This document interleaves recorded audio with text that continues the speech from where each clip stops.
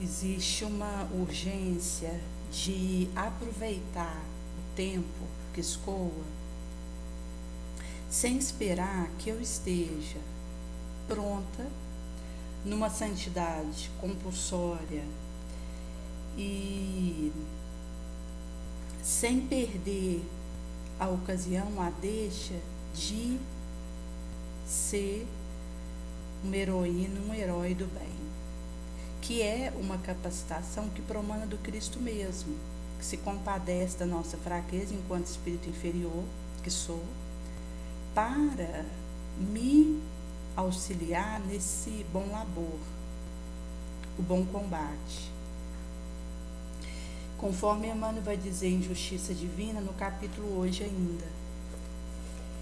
E isso significa que há uma orientação ingente para servir com aquilo que disponha.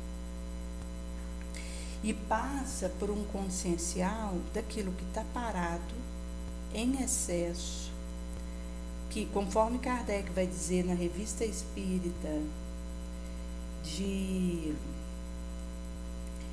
1865, agosto, sob o título A Chave do Céu, que quando eu estou movimentando algo além do estritamente necessário para minha sobrevivência, eu estou tirando de outro.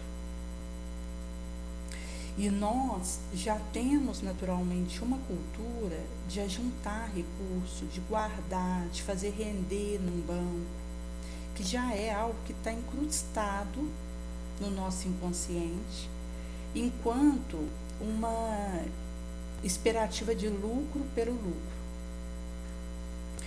E que é ingente que nós cortemos essa interceptação malsã e apuremos a nossa percepção dessa situação.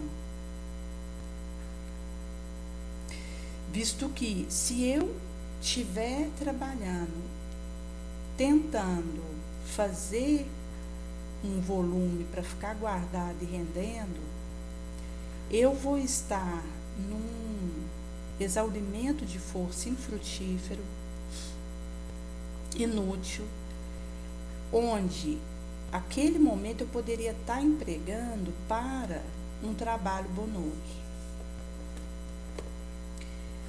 Até mesmo quando nós vamos escolher e fazer um prospecto do emprego que vou atuar. Zaqueu, que teve a recepção de Jesus na sua casa e havia dito que daria metade dos seus bens aos pobres, como um homem rico e amoedado que era materialmente. E ele era cobrador de imposto. E havia inclusive exarado que, se houvera prejudicado alguém, ele restituiria 4 vezes mais, que foi quando Jesus adentrou não somente a portinhola do seu lar, mas o seu gemal. E quando aconteceu ao longo da trajetória de Jesus pela terra, Zaqueu não pôde estar diretamente com ele ali na lide diária, conforme acontecera com os apóstolos. Mas ele sempre que podia, estava acompanhando as palestras de Jesus. Ele se informava onde o Cristo está e dava um jeito de chegar ali, mesmo que no meio da turba, e ouvia, beberava das palavras do Mestre. Quando aconteceu a ida do Cristo fisicamente pela crucificação infamante, mas que foi ali o caminho para que ele abrisse para nós o mapa do tesouro, Zaqueu, ele pegou o resto da quantia que ele tinha, distribuiu entre os pobres. Na época ele tinha terrenos que ele alugava e desfez disso tudo, distribuiu esses terrenos entre os deserdados da sorte e decidiu que viveria do dinheiro que ele produzisse com o suor do seu próprio rosto a partir dali. Então, o que ele tinha guardado, ele desfez. O que estava ali se demorando de bem, de imóvel, de área, ele entregou. E quando a pessoa quer fazer um movimento como esse, ela pega e faz. A pessoa fica pensando muito como que eu vou fazer, passa um instante. Ele deliberara isso e deixou de ser cobrador de imposto por ser uma conduta irregular devido aos desvios que acontecia do poderio romano. E começou a viver de serviço simples, honesto e limpo, como um tecelão, uma carpintaria, fabricação de um tecido para o doméstico. Então ele trocou de serviço em vista da honestidade que ele precisava arguir e passar a viver.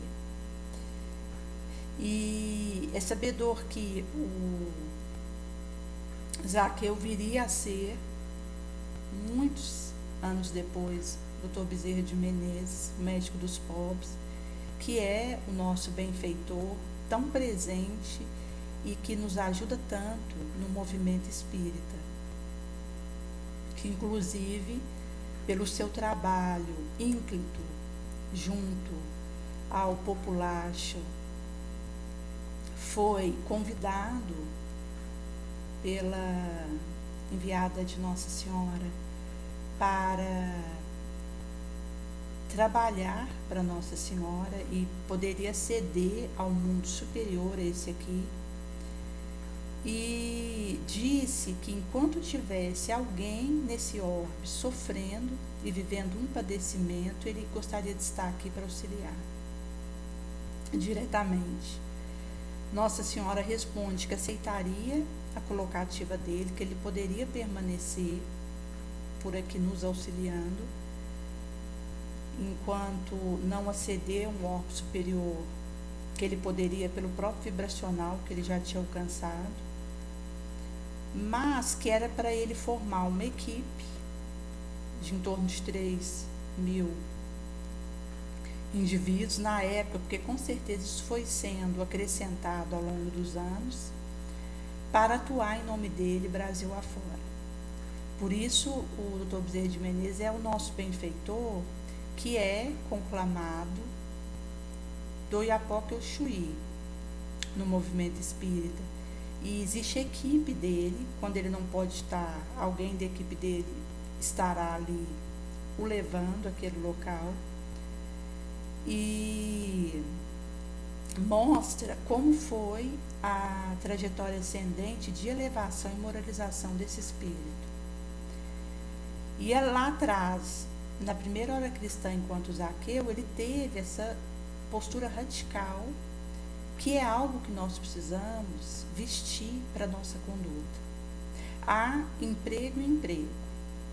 Se algo que é o área da minha ocupação para ganhar o pão de cada dia implica uma atividade que alguém é prejudicado, eu preciso ter essa intrepidez que Zaqueu teve, de sair disso e ir, seja para fazer uma varreção de rua, mas de forma honesta e limpa.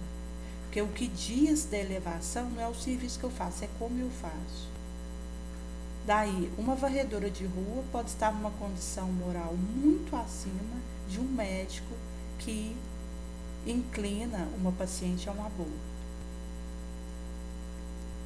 que, como sabemos, é um infanticídio no útero.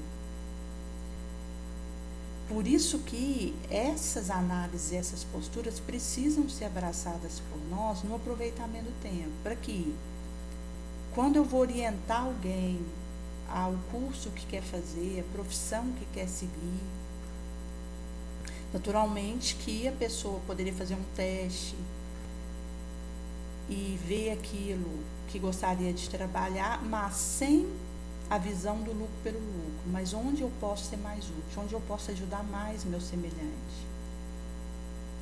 E com essa perspectiva de um trabalho voluntário e de entregar o meu tempo para além do que me é remunerado, de maneira que eu possa ocupar minha rotina com a beneficência. E prossegue Emmanuel dizendo que aquele vintém, que é aquele óvulo da viúva que vai se metamorfosear no pão, nessa códia do faminto, vale acima do que 1 milhão que fica ali mofando num cofre, inútil.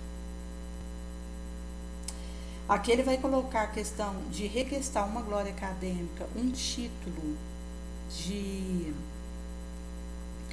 graduação, pós-graduação, para colaborar na instrução. Antes eu preciso abraçar o caminho de levar esse pão instrucional e,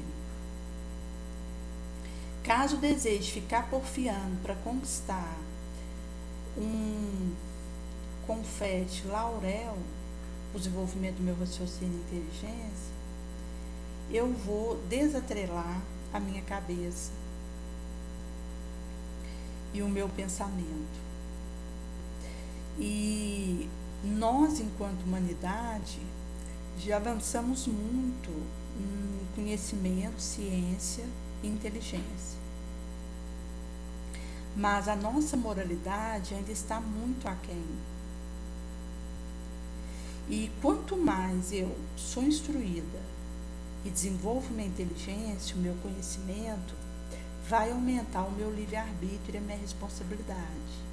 Por isso eu preciso correr atrás para ontem da minha moral,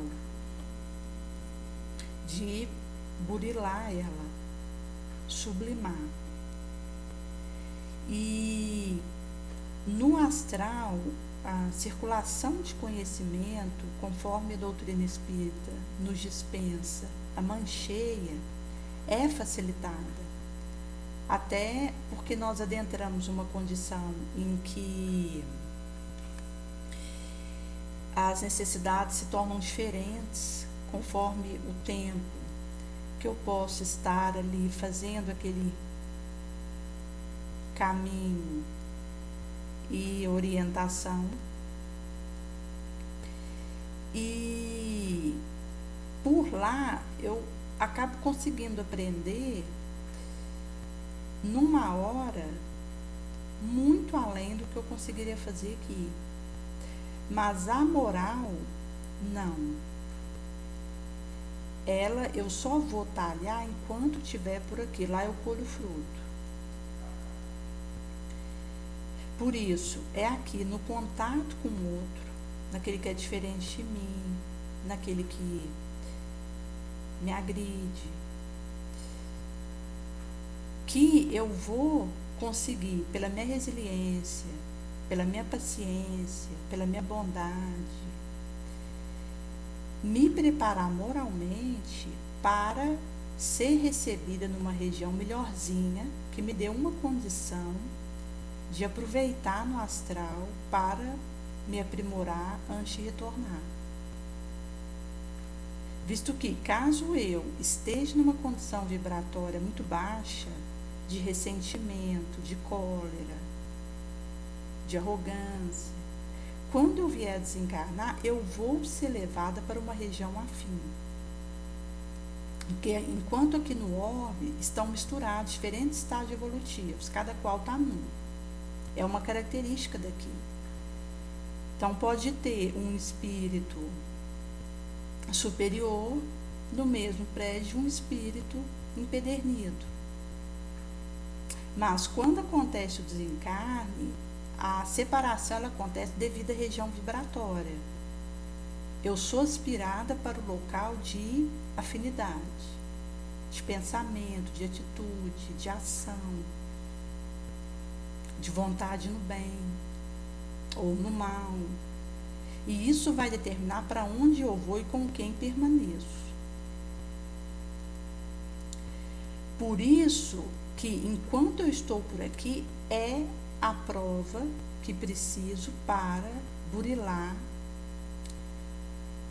o meu perispírito, eterizar e essencializar. Aí urge aproveitar aquilo que me desafia para fazer valer o que tem de conhecimento, de tudo que o Cristo tem nos oferecido de forma infatigável, para conseguir vencendo a minha sombra. Porque ao chegar do lado de lá, o que eu tiver amealhado em moralidade aqui é que vai me valer.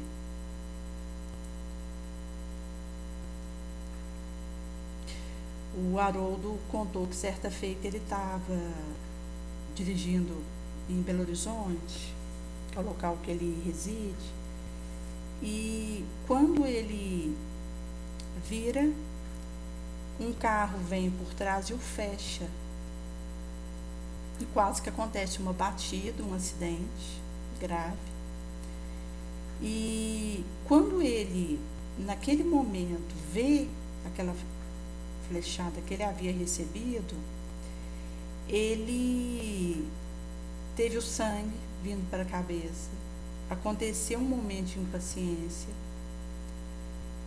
E ele abriu o vidro do carro para iniciar um duelo verbal com o motorista que o havia interceptado.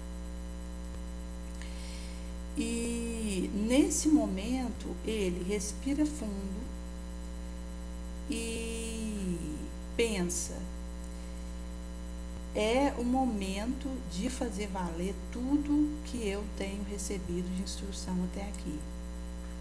Isto é, se todos os estudos que eu fiz aqui de doutrina espírita, se toda a orientação que Jesus tem me dado não valer para que nesse momento eu consiga silenciar e perdoar, não vai ter valido de nada o caminho que tem buscado fazer até aqui.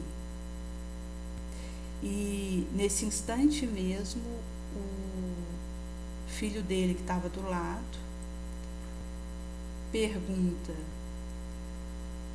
e se esse motorista for alguém que assiste a sua palestra?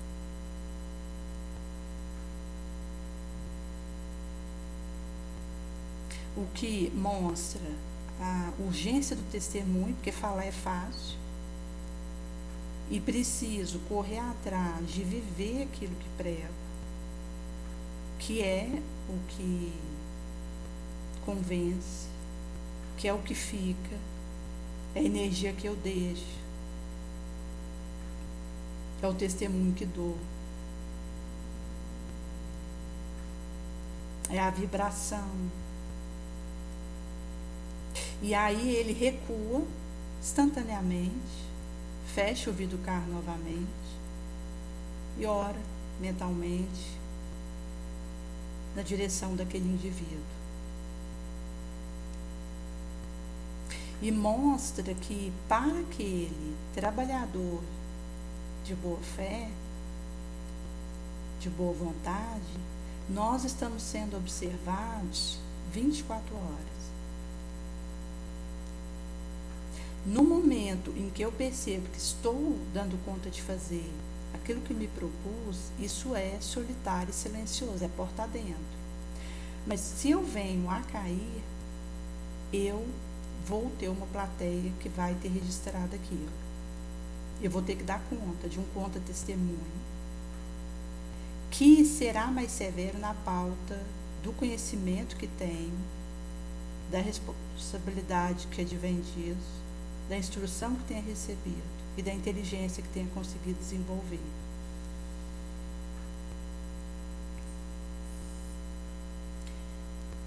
Por isso que no desejo de auxiliar, eu posso levar uma suave explicação que vai diminuir a ignorância de alguém e vai valer bem acima de alguém que tem um diploma de doutorado mofando na gaveta.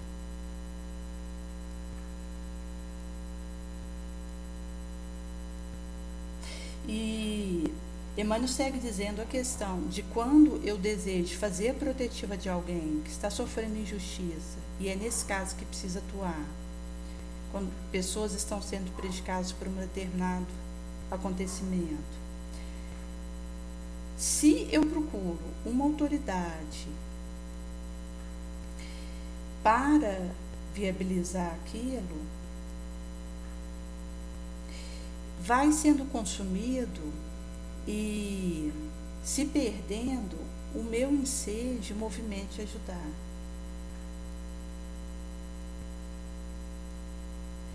E mostra que o caminho de querer é pegar e fazer, arregaçar minha manga.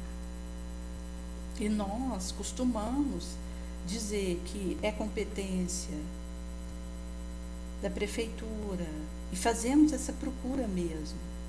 Quem que responde por tal coisa? De quem que é essa arguição? A quem culpar por tal situação? Mas, no que tange algo que eu esteja vendo, eu já me torno responsável por aquilo. E preciso dar conta da minha ação naquela direção.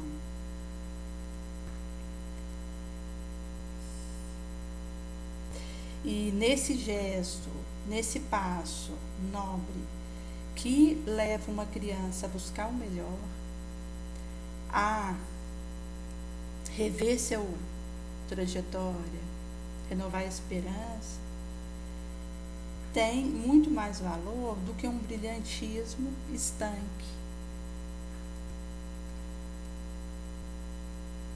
Como um réptil na água parada.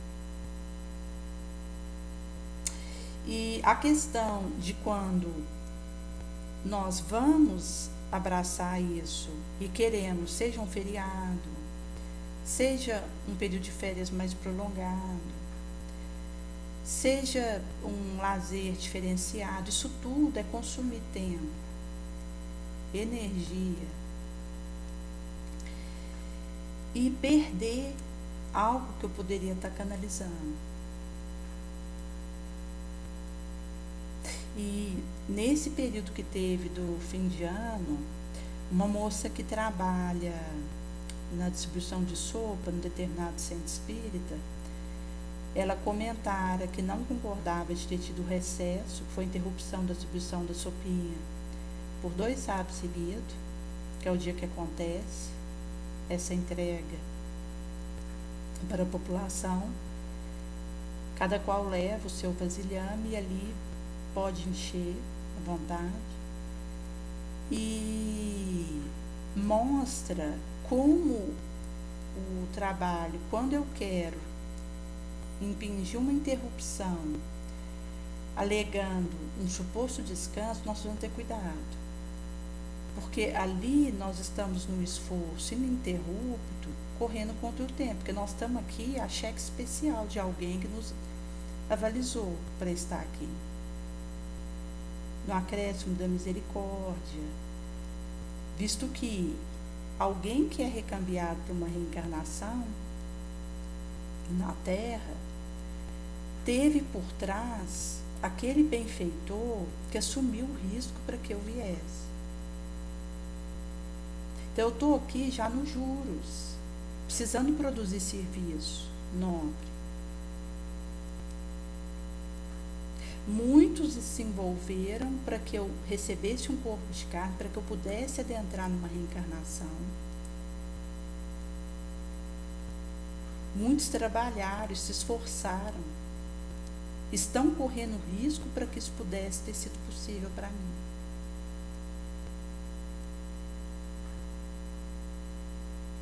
Por isso que, enquanto eu estou nesse serviço, eu preciso aproveitar cada segundo. Se eu interrompo alegando essa ou aquela justificativa, continuará sendo apenas uma perda de tempo, de trabalho e de energia que estará acontecendo.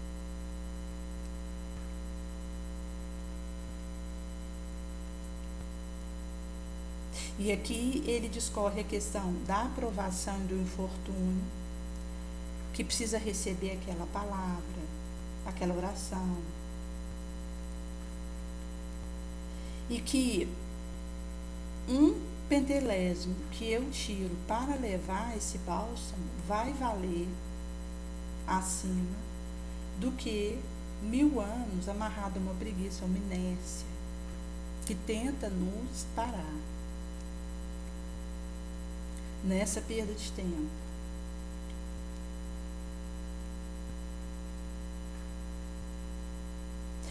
E nessa cultura fermentosa, bonosa, a migalha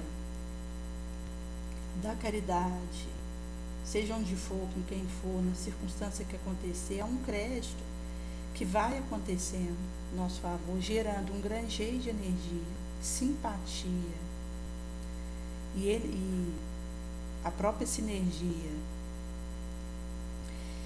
e nos prepara para avançar. E como eu não sei quando soará o meu retorno para o astral,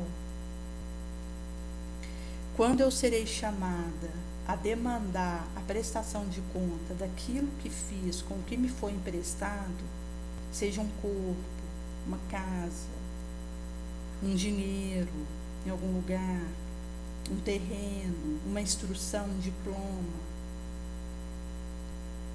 eu preciso fazer acontecer a frutificação disso o quanto antes. Porque nós não sabemos nem o dia, nem a hora.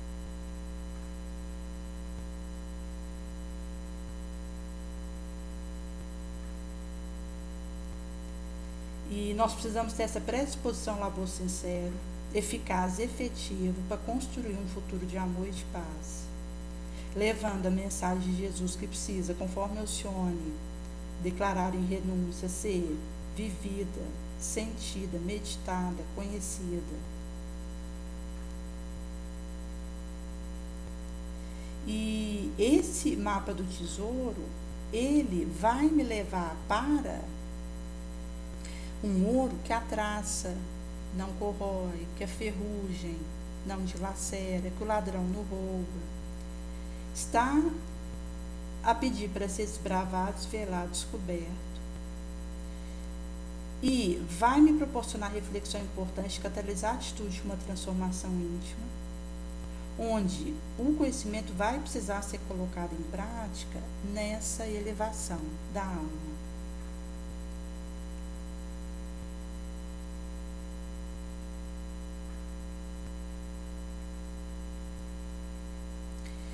E nós vamos substituindo essa ansiedade de evolução por bondade de evolução, fortalecendo a nossa fé enquanto há oportunidade de realizar.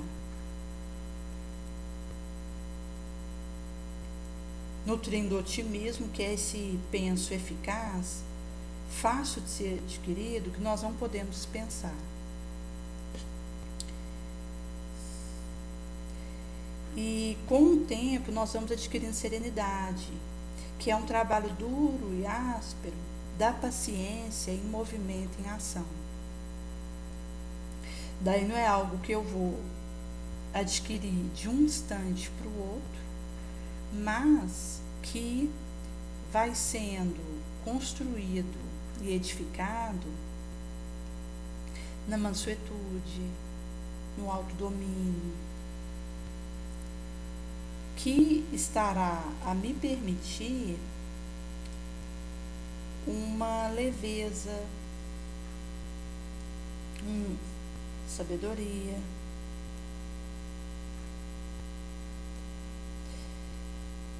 no Evangelho segundo o Espiritismo, vai falar um pouquinho a respeito da obsessão em Coletâneas as Preces Espíritas, que a doença, a enfermidade, ela resulta de uma imperfeição física, que vai tornar meu organismo acessível a uma interferência perniciosa alienígena, mas que a obsessão vai ser resultado da minha imperfeição e fragilidade moral, e que isso daria acesso a um espírito inferior. Para uma causa física, eu vou pôr na interceptação disso uma força física, mas quando percebo que tem a ver com a minha sombra moral, eu preciso opor uma força, uma energia moral. Daí que, para combater a obsessão, eu preciso fortificar e nutrir a alma, que passa pelo trabalho e talho da minha melhoria, e dessa vontade, onde eu preciso acionar uma paixão por aquilo, que vai fazendo esse alevanto de uma vontade firme no bem, que me permite manejar o que dispõe para fazer aquilo. Seja o pensamento, palavra, ação.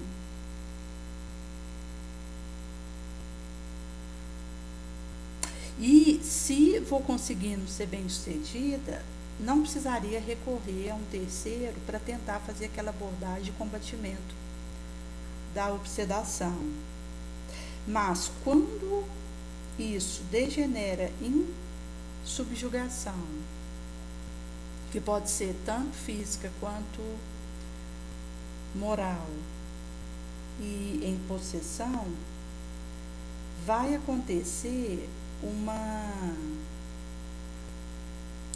perda de livre-arbítrio, de vontade, de razão. Inclusive a fascinação, que é uma condição também redundada, ela vai levar a essa perda da lógica, do raciocínio. Então, o indivíduo começa a fazer algo ridículo e não percebe.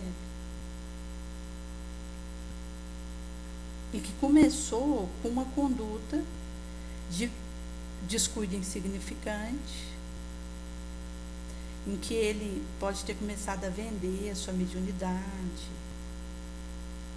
ou começou a usar isso para ter algum ganho de status, e aí foi ganhando espaço para o espírito sombrio, que arrola o indivíduo na condição fascinatória, e quando chega nesse grau é muito complicado, porque alguém pode avisá-lo, mas ele não se dá conta do que ele realmente está fazendo, na condição que ele está. Ele acha que está a última água do deserto, mas está numa condição de adoecimento psíquico e levando outros a uma ação danosa, e mesmo alertado, ele não consegue o raciocínio para deseclipsar esse labirinto. E aí é um grau perigoso que vai acontecer quando eu continuo naquela invigilância, naquela sombra, começa a comercializar com o oculto, com o malsão, que são muito inteligentes, visto que no astral existem escolas de vingadores, onde é urdido ação de crime. E é acontecido o estudo para formar nisso. Então, quando o indivíduo ele dá ensancha para isso, ele é levado mesmo, sem perceber. E no caso, sobre o estado de subjugação, acontece essa perda da vontade e a liberdade acaba que é cerceada, incluindo inclusive essa possessão, que vai alertar para a ingência do melhoramento moral e de seguir após o Cristo no testemunho.